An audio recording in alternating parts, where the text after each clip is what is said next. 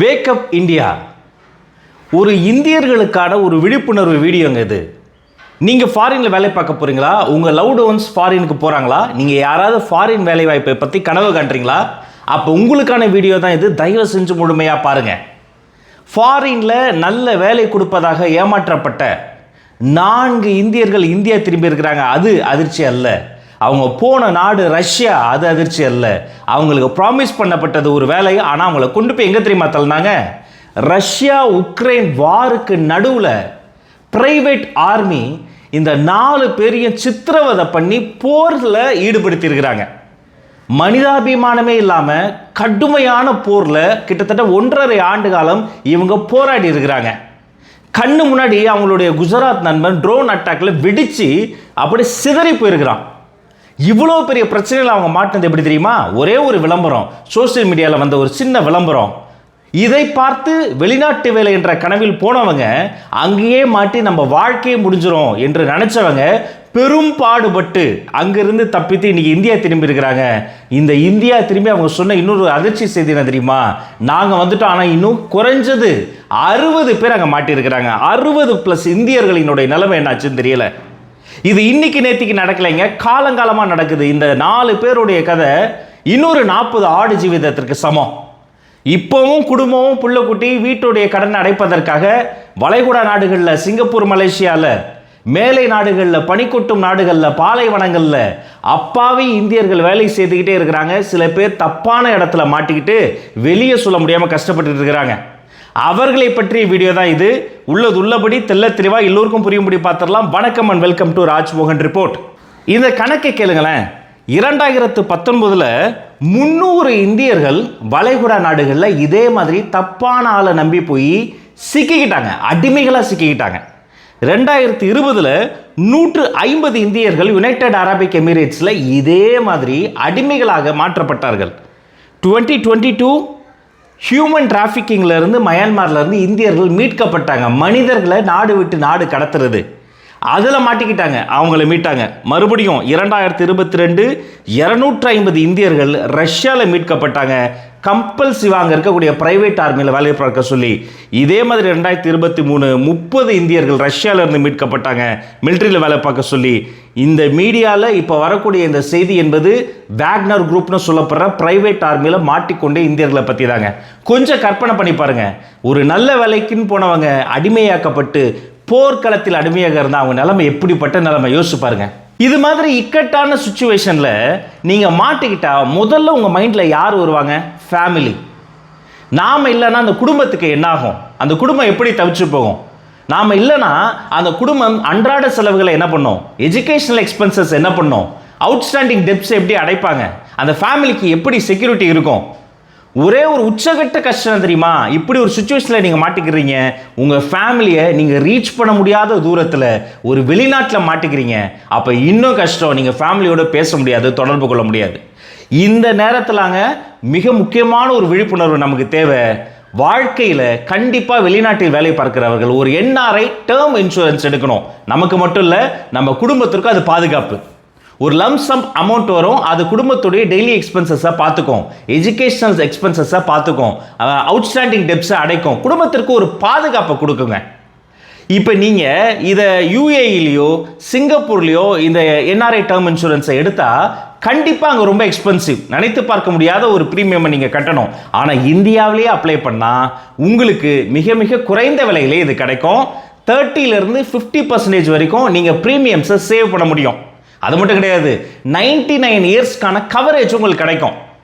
US UK அங்கே எடுத்தீங்கன்னா கூட 30 to 40 ஆண்டுகளுக்கான கவரேஜ் தான் கிடைக்கும். ஆனால் இந்தியாவிலேயே இருக்கு ஒரு NRI டேர்ம் இன்சூரன்ஸ் எடுத்தீங்கன்னா 99 இயர்ஸ்க்கான கவரேஜ் உங்களுக்கு கிடைக்கும். NRE அக்கௌண்ட்டை பயன்படுத்தி இந்த டேர்ம் இன்சூரன்ஸை எடுத்தீங்கன்னா உங்களுக்கு GST 18% கட்ட வேண்டாம். அது மட்டும் இல்லை, கூடுதலாக உங்களுக்கு அப் டு 5% வரைக்குமான ப்ரீமியம்ஸ் டிஸ்கவுண்ட்டும் காத்திருக்கு. அப்போ 18 + 5 23% வரைக்குமான டிஸ்கவுண்ட்ஸை நீங்கள் எடுக்க முடியும். இவ்வளவு சிறப்புகள் வாய்ந்த இந்த என்ஆர்ஐ டர்ம் இன்சூரன்ஸ் நீங்க எடுப்பதற்கான அந்த லிங்க் என்னுடைய டிஸ்கிரிப்ஷன் அண்ட் பின்ட் கமெண்ட்ஸ்ல கொடுத்துருக்கேங்க. உடனே கிளிக் பண்ணுங்க. இந்த என்ஆர்ஐ டர்ம் இன்சூரன்ஸ் உங்களுடைய ஃபேமிலிக்கான ஒரு ஃபர்ஸ்ட் ஸ்டெப், ஒரு ப்ரொடெக்ஷன் தருங்க. இதுல யோசிக்க ஒண்ணுமே கிடையாது. உடனடியாக வெளிநாட்டில் வாழக்கூடிய, வெளிநாட்டில் வேலை பார்க்கக்கூடிய மனிதர்கள் உங்க ஃபேமிலிக்கு எது சூட் ஆகும், எந்த டர்ம் இன்சூரன்ஸ் சூட் ஆகுங்கிறத செக் பண்ணி உடனடியாக அதை எடுத்துக்கங்க. அதற்கான லிங்க் டிஸ்கிரிப்ஷன்ல பின்ட் கமெண்ட்ல இருக்கு. இப்போ வாங்க வீடியோவை நான் டீடைல் பண்ணி பார்த்துடலாம். தப்பித்து வந்தவர்கள்ல ஒருத்தர் தெலுங்கானா, 3 பேர் கர்நாடகா மாநிலத்தை சார்ந்தவங்க. அதுல சூஃபியான் என்பவர் மீடியால சில விஷயங்களை ஓபன் பண்ணியிருக்காரு. எங்களை ஒரு செக்யூரிட்டி ஜாப்னு சொல்லி தான் கூட்டு போனாங்க. இந்தியாவில் பல ஏடிஎம்களில், அப்பார்ட்மெண்ட் வாசல்களில் செக்யூரிட்டி வேலையில் இருப்பவங்கள நீங்கள் பார்த்துருப்பீங்க. இதே மாதிரி ரஷ்யாவில் செக்யூரிட்டி வேலை நம்பி தான் நாங்கள் போனோம். போன இடத்துல எங்களுடைய பாஸ்போர்ட்டை பறித்து எடுத்துக்கிட்டாங்க, செல்ஃபோன்ஸை பறித்து எடுத்துக்கிட்டாங்க. ஒட்டுமொத்த உலகத்தோடு எங்களுக்கு எந்த தொடர்பும் இல்லை, குடும்பத்தை காண்டாக்ட் பண்ண முடியல. அது மட்டும் இல்லை, அங்கே வேக்டார்னு சொல்ல போகிற அந்த பிரைவேட் ஆர்மியில் எங்களை கம்பல்சிவாக தள்ளி ட்ரைனிங் கொடுத்தாங்க. கிரானைட்டை எறுவது எப்படி, AK-47 ஹேண்டில் பண்ணுவது எப்படி, நம்ம KGFல காமெடியாக சொல்லுவாங்களே அதே போன்ற ஒரு பெரிய கன் வருமே KGFல, எல்லாரையும் வந்து அந்த போலீஸ் ஸ்டேஷனையும் சுட்டு கொளுத்துவாரு, அதை போன்ற வெப்பன்ஸை கூட எங்களுக்கு ட்ரைனிங் கொடுத்தாங்க. அதற்காக ஒரு பெரிய ஆர்மியா? அப்படி கிடையாதுங்க. ஆர்மி அடிமைகள் இவங்க தான் குழி தோண்டணும், காலையில் 6 மணிக்கு எந்திரிக்கணும், நைட்டு 12 மணி வரைக்கும் உயிராபத்தான சுச்சுவேஷனில் இருக்கணும். எப்போ என்ன நடக்கும் தெரியாது. இவங்க பேசுகிற இங்கிலீஷும் இவங்க பேசுகிற ஆந்திர மொழியும் அவர்களுக்கு புரியாது, கன்னட மொழியும் அவங்க பேசுகிற ரஷ்யன் மொழி இவர்களுக்கு புரியாது. இதே சித்திரவதையில் அழுது இருக்காங்க, மனம் விட்டு அழுது எங்கள் வீட்டுக்கு போகணுன்னு கதறி இருக்கிறாங்க. ஆனால் மீண்டும் மீண்டும் இதே அடிமை தொழிலில் அவங்களை சித்திரவதை பண்ணி கம்பல்சிவாக வச்சுருந்துருக்கிறாங்க. எல்லாத்துக்கும் ஒரு வழிமுறை இருக்குங்க. இதே மாதிரியான ஸ்கேம்ஸ்க்கு ஒரு வழிமுறையை ஃபாலோ பண்ணுறாங்க. ஃபார் எக்ஸாம்பிள், இவங்க 3 வகையாக இதை நம்ம சொல்லலாம். முதல்ல ஃபேக் ஜாப் ஆஃபர்ஸ். ஒரு போலியான வேலை வாய்ப்பை இருப்பதை போன்ற விளம்பரங்கள் உங்களை ரீச் ஆகும். நீங்கள் சாதாரணமாக யார்ட்டையோ பேசியிருப்பீங்க அல்லது கூகுள் சர்ச் பண்ணியிருப்பீங்க, என்னைக்காவது ஒரு துபாய்க்கோ இல்லை நீங்கள் அமெரிக்கா, ரஷ்யாவிலே போய் வேலை பார்க்கணும் ஆசைப்பட்டிருப்பீங்க. உங்களை டார்கெட் பண்ணி, உங்களுடைய ஐடியை டார்கெட் பண்ணி இந்த ஃபேக் ஜாப் ஆஃபர்ஸை கொண்டு வருவாங்க. 1. 2வது சோஷியல் மீடியா ஆட்ஸ். நீங்கள் எங்கெங்கெல்லாம் உங்களுடைய சோஷியல் மீடியா ஹேண்டில்ஸை பயன்படுத்துகிறீங்களோ திரும்ப அவங்களுடைய ஹேண்டிலுக்கு இந்த விளம்பரங்களை புஷ் பண்ணுவாங்க. அல்காரித்தமே உங்களுக்கு ஏற்ற மாதிரி உங்களுக்கு இந்த விளம்பரம் சிறந்ததுன்ற மாதிரி புஷ் பண்ணும். ஏன்னா அதற்கேற்ற அளவிற்கு விளம்பரத்தை மார்க்கெட்டிங்காக அவங்க பணம் கட்டியிருப்பாங்க.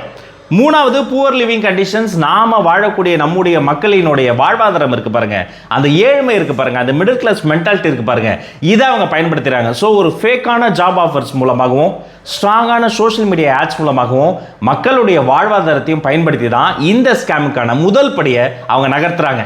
அடுத்து மோடஸ் ஆப்பரண்டி. அவங்க எப்படி வேலை செய்கிறாங்கன்னு பார்த்தீங்கன்னா, அவர்கள் ஒரு விசா ஃப்ராடுக்கான எல்லா வேலைகளையும் செய்வாங்க. அவங்களுக்கு ஃபேக்கான விசா, ஃபேக்கான பாஸ்போர்ட் கிடைப்பதற்கான போலி ஏஜென்ட்டுகளை பயன்படுத்துகிறாங்க. அவர்களுக்கு கமிஷன்ஸும் கொடுத்துருப்பாங்க. பின்பு ஃபோர்ஸ்டு மிலிட்ரி சர்வீஸ். இந்த மக்களை அங்கேருந்து கொண்டு போய் வேலை வாய்ப்புன்ற பேரில் அவங்க காலை வச்ச உடனே அவங்களுடைய பாஸ்போர்ட்டையும் ஃபோனையும் பறித்து எடுத்துக்கொண்டு அவங்கள ஃபேக்கான ஒரு மிலிட்ரி சர்வீஸ் வேலைக்கு தயார் செய்வது போல தயார் செய்வாங்க. சரி, ஓகே, மிலிட்ரி வேலையாவது செஞ்சு நம்ம பெனிஃபிட்ஸ்லாம் அனுபவிச்சிடலாம். ஒரு விஷயம் புரிஞ்சுக்கோங்க, இந்தியாவில் பிறந்து நீங்கள் இந்தியன் ஆர்மியில் வேலை பார்த்தீங்கன்னா அது உங்களுக்கு பெருமை. இந்தியாவில் பிறந்து ஒரு பிரைவேட் ஆர்மியில் போய் வேலை பார்த்தா நீங்கள் கூலிப்படை தான். அது ரொம்ப தெளிவாக இருங்க. உங்களுக்கான எந்த பாதுகாப்பு கிடையாது, ரிவார்ட்ஸ் கிடையாது, உங்களுக்கான ப்ரிவிலேஜ் எதுவுமே கிடைக்காது. மாறாக உங்களுடைய உயிரை பேராபத்தான ஒரு சுச்சுவேஷனில் கொண்டு போய் தள்ளுறீங்க. உங்கள் ஃபேமிலியை, உங்கள் லவ்டு ஒன்ஸை ஒரு அன்சர்டனிட்டி உள்ளார தள்ளுறீங்க.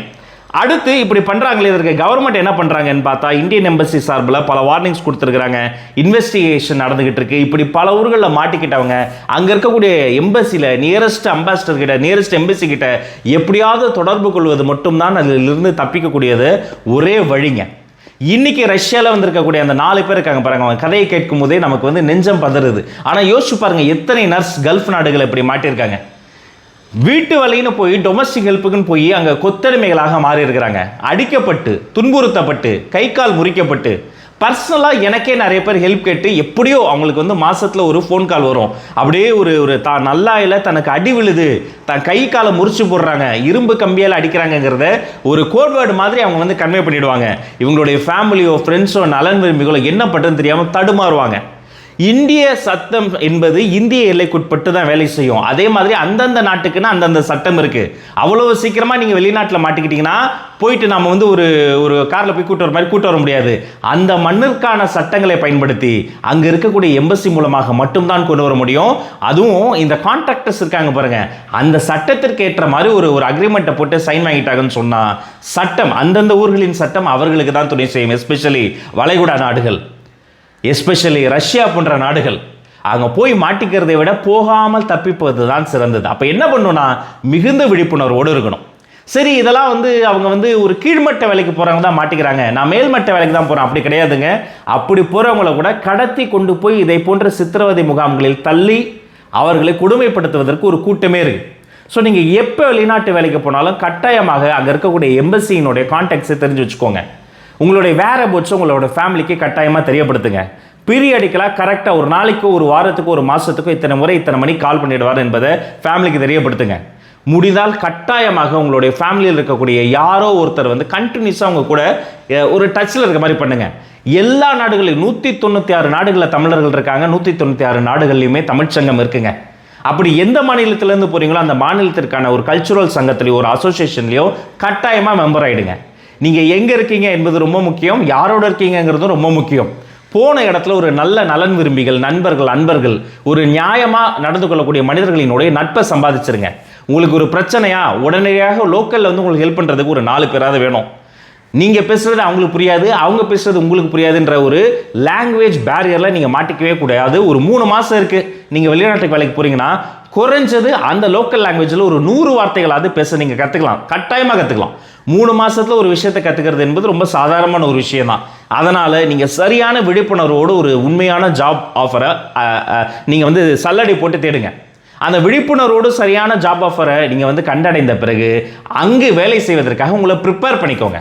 அங்கே போய் பார்த்துக்கலாம்னு நினைக்காதீங்க. இங்கேருந்தே நீங்கள் எங்கே போகிறீங்க, உங்களுடைய வேரபுட்ஸ் என்பது என்ன, எல்லாத்தையும் எல்லாருக்கும் கிளாரிஃபை பண்ணுங்கள். இன்னைக்கு சூஃபியான் பேசியிருக்காரு பார்த்தீங்களா, அவர் இன்னொரு அதிர்ச்சியான செய்தி சொல்கிறாரு. இதே போல் நிறைய இந்தியன்ஸ், குறைஞ்சது ஒரு 60 பேர் அவருக்கு தெரிஞ்ச ஒரு டீமில் வேலை பார்த்துருக்குறாங்க. இந்த மாதிரி நூற்றுக்கணக்கான இந்தியன்ஸ் அங்கே மாட்டிக்கிட்டு இருக்கிறாங்க என்பதை அவர் சொல்கிறார். இவர்களோடு வேலை பார்த்த குஜராத்தை சார்ந்த மற்றும் ஒரு இளைஞர் ஒரு ட்ரோன் அட்டாக்ல உடல் சிதறி துண்டு துண்டா எப்படி ஒரு பிஸ்கெட் உடைஞ்சு போகுது அப்படி கண்ணு முன்னாடி உடைஞ்சு போனதை குறிப்பிடுறார். அதை பார்த்த பிறகுதான் எவ்வளவு பெரிய ஒரு கொடூரமான இடத்துல நம்ம மாட்டிருக்கோம் என்ற உண்மை தங்களுக்கு புரிந்ததாக சொல்றார். பின்பு கொஞ்சம் கொஞ்சமாக கிடைத்த எல்லா வாய்ப்பையும் பயன்படுத்தி எம்பசியை அணுகி பின்பு அங்கிருந்து தப்பித்து, உயிராபத்து மிக்க சுச்சுவேஷன்ல இருந்து தப்பித்து மீண்டும் வாழ்க்கையை தொடங்குவதற்காக இந்தியா திரும்பி இருக்கிறாங்க.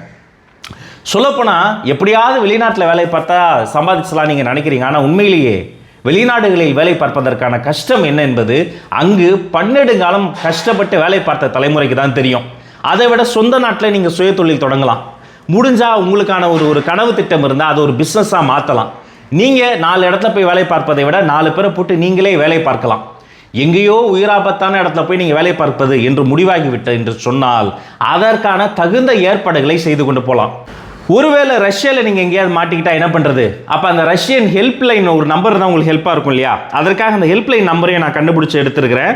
ஸோ நீங்கள் இந்தியன் எம்பசி இன் ரஷ்யா அதை காண்டாக்ட் பண்ண நினச்சிங்கன்னா +7 499 783 0662. நான் மறுபடியும் சொல்கிறேன், இந்த நம்பரை நீங்கள் காண்டாக்ட் பண்ணலாம். +7 499 783 0662. சரி, இப்போ நேஷனல் லெவலில் ஆன்டி டிராஃபிக்கிங், மனிதர்களை இப்படி கடத்தக்கூடாது என்று ஒரு அமைப்பு செயல்பட்டு வருகிறது. இந்த ஆன்டி டிராஃபிக்கிங் ஹெல்ப்லைன் ஒன்று இருக்குது. இந்த நம்பரையும் நான் டிஸ்பிளே பண்ணுறேன். 1800 11 2333. மறுபடியும் சொல்கிறேன், 1800 11 2333. மினிஸ்ட்ரி ஆஃப் எக்ஸ்டர்னல் அஃபேர்ஸ் அதற்கான ஒரு வெப்சைட்டே இருக்குது. நீங்கள் அங்கேயும் போய் உங்களுடைய எல்லா கேள்விகளையும் சந்தேகங்களையும் நிவர்த்தி செஞ்சுக்கலாம். மிகுந்த விழிப்புணர்வோடு இருங்க, ரொம்ப கேர்ஃபுல்லாக இருங்க. நீங்கள் ஃபாரினுக்கு போனால், ஃபாரின் வேலைக்கு போனால் உங்கள் குடும்பத்தை பாதுகாப்பாக வைங்க. வீடியோவின் ஆரம்பத்தில் சொன்னதை போல் NRI டேர்ம் இன்சூரன்ஸ் என்பது உங்களுக்கும் உங்கள் ஃபேமிலிக்குமான ஒரு செக்யூரிட்டி, ஒரு பாதுகாப்பு. அதற்கான ஒரு சரியான லிங்க் என்னுடைய டிஸ்கிரிப்ஷன்லையும் பின்ட்டு கமெண்ட்ல இருக்குது. உடனே கிளிக் பண்ணுங்கள். உங்கள் ஃபேமிலிக்கு எது சிறந்த பாதுகாப்பு என்பதை அங்கே இருக்கக்கூடிய பல வகையான இன்சூரன்ஸை ஆய்வு செய்து சரியானதை சூஸ் பண்ணுங்கள். இந்த சம்பவம் குறித்து உங்களுடைய கருத்துக்களை கமெண்ட்ஸில் தெரியப்படுத்துங்க. வேறு எதை குறித்து பேசலாம் அதையும் சுட்டி காட்டுங்க. உங்கள் அத்துணை பேருக்கும் நல்லதே நடக்கட்டும், நலமே சொல்லட்டும். நன்றி, வணக்கம்.